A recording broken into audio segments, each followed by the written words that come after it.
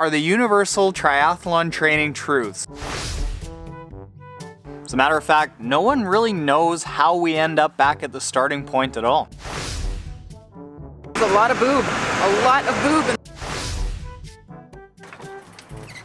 Morning, Trainiacs. You know, a lot of triathlon gurus out there talk about how they've got the secret to making us all better triathletes. Dial up your volume, nail your nutrition plan, zone in on your FTP, hold your race pace, figure out your sweat rate, get a swim stroke analysis, perfect your running form, and on and on. But what they don't talk about are the universal triathlon training truths that apply to every single one of us. So today, we are going to talk about the untold triathlon training tips that you have yet to hear about. Now, for starters, anytime that you are out on a bike, there is always a headwind. Always. You turn around, the wind turns around with you. The wind hates you and you hate the wind. It's just nature. Training is really overrated. Just buy a more expensive bike and a cupboard full of supplements. Everyone looks good in a one-piece tri-suit. Everyone. Everyone also looks good in a speedo. Carb loading is essential exactly 15 minutes before every run. I recommend a full chocolate cake, before and after. Having fun and just finishing? It's not good enough. If you don't win your first triathlon, it's probably a pretty good indication that you should just give up. Your first race should be a full Ironman, nothing more, nothing less. Sprints are for people that are out of shape. Remember, you played football in high school 25 years ago. You're an athlete. You shouldn't train any longer than 2 weeks before your first event. Any more than that, and you're risking injury. You should be going all out during the swim. Slap that water like it owes you money. Don't worry about proper form. Your sleek new one-piece tri-suit and speedo is doing 90% of the work anyway. Proper running form? Also overrated. If you don't sound like a herd of water buffaloes stampeding towards the horizon, you're doing something wrong. Your first ride should be at least 200K. If you're peeing blood by the end of it, that's a great sign. Why in the world would you spend $50 on a proper bike fit when you can just Google it and do it yourself? Your body will adjust to all the measurements and pain that you go through. Swimming is the least important part of triathlon training. If you get tired, you can just float.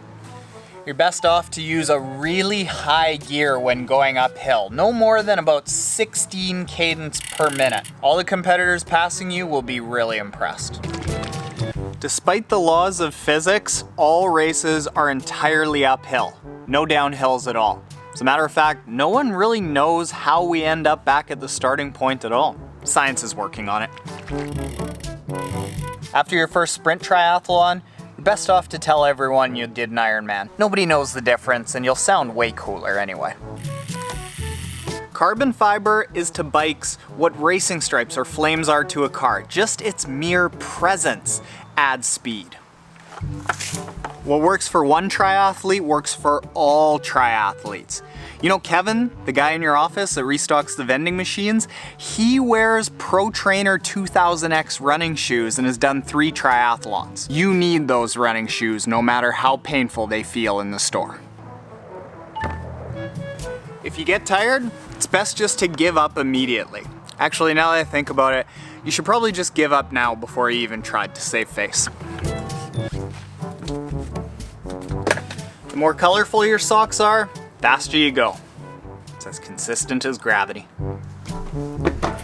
And finally, well thought out, systematic, periodized professional training plans, like those you can find at triathlontaren.com/coaching, aren't nearly as effective as doing it yourself or doing what Kevin says. Kevin's awesome. And he gave you that free bag of chips that one time. And that concludes the very first episode of Untold Triathlon Training Tips. Huge shout out to the Trainiac Stephen Cody, who gave us all those tips. Good man, Stephen, good man. Shout it out!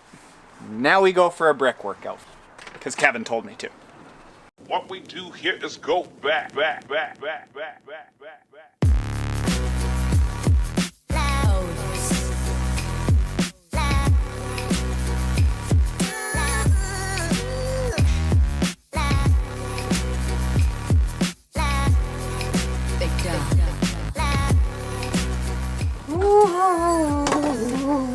Trainiacs, that was a 50-minute bike, 25K done on the bike, and then an 11-minute run, done a 3:53 per kilometer pace, which is around 6:13 per mile for 2.8 kilometers. Just wanted to see how much snap I had in the legs. Apparently I've got some. I didn't think I had a sub 4-minute kilometer in me. All right, dinner time with Kim.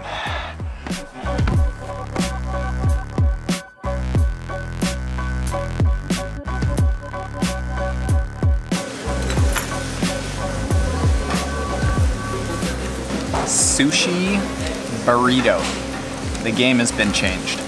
How's your sushi burrito? Burrito of sushi. Just a burrito of sushi. Nothing to write home about so far. Damn healthy flavors not having flavor.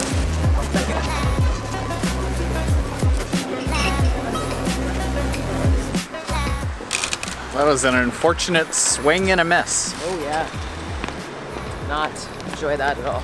We actually have to go for second dinner now. Dessert.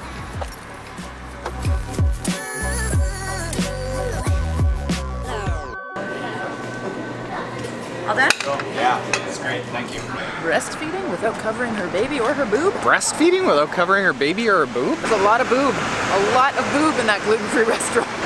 I think I can end the vlog now. I was Wife talking about boobs. Wife talking about boobs. I was very disappointed in that supper. I didn't know which way was up. Now, that gluten-free, vegan deliciousness that we ended the day with, I'm happy now. I am happy. You guys don't know what a dessert/sugar junkie he is. Now you do.